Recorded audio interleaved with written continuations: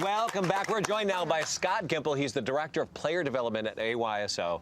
We're continuing our discussion about problem parents on the sidelines of these games where our kids are playing, and we get a little carried away. A little bit. Yeah. Welcome, Scott. You listened to our previous segment, so you know where we stand on this. Not that we want to be this way, but we are. Right. We can't help ourselves. You have a solution that you'd like to present. Well, there's one solution that AYSO has introduced, which is Silent Saturdays. And Silent Saturdays? Silent Saturdays. What is that? It really is an opportunity to create an environment where the kids get to compete, because believe it or not, kids are competitive. They don't need to be taught that. You put a ball and two teams together, they'll compete. But it lets the parents see that their kids are competitive. They don't need instruction and direction on how to play the game. And really, it's creating an environment where the parents aren't screaming and yelling.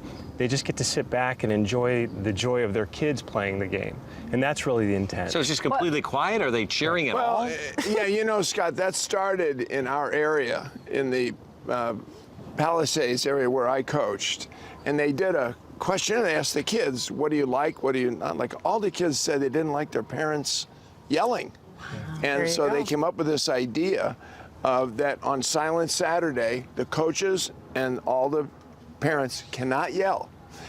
I cannot even talk to the kids out there. Can you cheer them? Yes, you cheer them on? you can Yeah. applaud. Okay. You can't cheer, you can applaud. And let me tell you, the kids love it.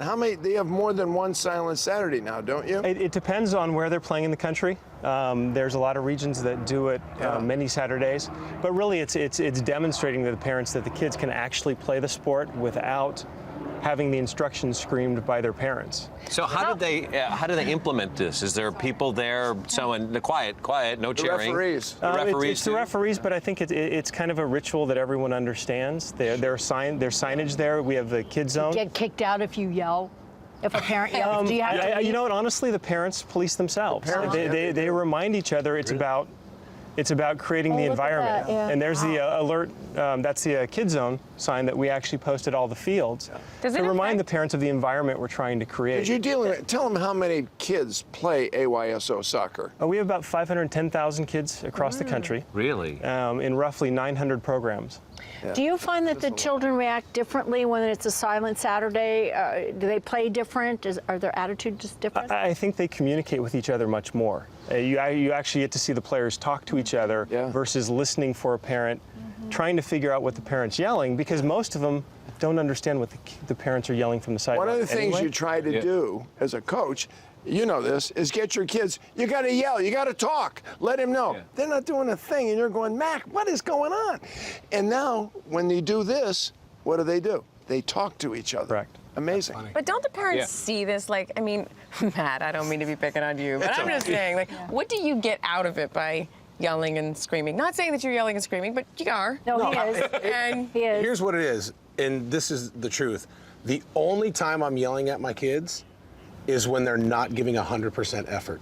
That drives me crazy, because if you're going to be on that field and you're going to walk, I'll get you out. And I'm just being honest. You are going to play 100% because it's not fair to your other teams. That's when I get intense. But I can promise you this, I love them up 1,000 times more than I'm intense. And one thing I say multiple times, which is huge for you parents, say this to your kids, I love watching you play.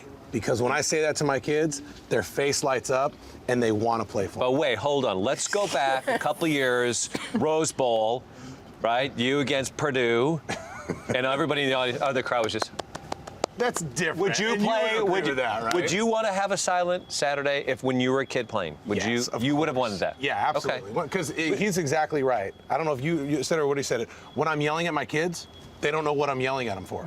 Right. It's like, Dad, why are you yelling at me? Why are you mad at me? And it's like, I'm not mad. Just hustle up so you don't do drugs in the future. It's encouraging. I just want them to play hard. That's what it is. Let me tell you what really happens. I had a Mac, a Mark, and a Manny. Mark. Oh, wow. Marty on the same team. So I'd yell out, Mac! All three would stop, and the guy would go by with the ball. So I stopped. How intense did this get where you, as the AYSO, have to get together to say, what are we going to do about these crazy parents? How bad did it get that you actually had a meeting about it? Well, I think it's been around since kids have been playing sports, and what we want to do is we want to find solutions to create the environment to let the kids compete, and that it's a safe environment, not only physically, but emotionally for them to play. And often the yelling at kids isn't an emotionally safe place for them to play. That's what we're trying to address. So what a nightmare is this guy? I'm not a nightmare. No, I meant for fathers that are like Matt. Well, I think it's a matter of having a discussion with them and explaining why we don't, and how screaming at a child while they're trying to learn a game is detrimental actually to their development of understanding the game and learning the lessons that the game is teaching them. Well, I think we should give Matt just a little bit of encouragement as we say goodbye, and thank you so much. Yes, there it is. Just a nice little golf clap. You're a great dad. You are. You are. And Scott, yeah. thank you so much for being here. Thank you so much for coming. Woody and What? Kim, I don't know. All right. Thank you. For more information, you can go to the AYSO and you can visit their website at ayso.org. And next up, I'm going to be making stew without yelling at anyone in a pumpkin. And Daphne, thank you so much for being here, by the way. Thank you. October 12th. Check it out. Signed, sealed, and delivered on Hallmark. Kim.